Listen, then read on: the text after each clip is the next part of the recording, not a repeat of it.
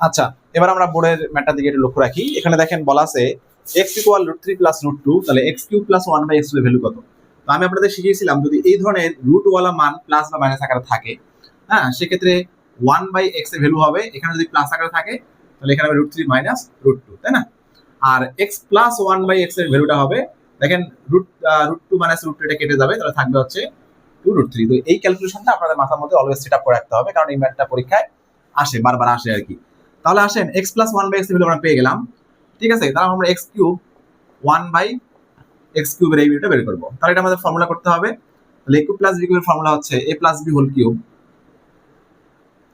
তাহলে x plus 1/x whole cube minus 3x 1/x into হচ্ছে x plus 1/x, হ্যাঁ, তাহলে a plus b whole cube minus 3ab into a plus b।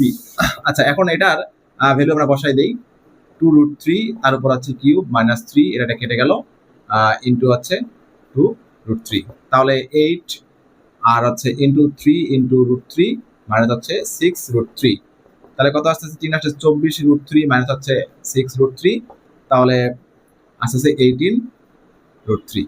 এটা হচ্ছে answer, ঠিক আছে?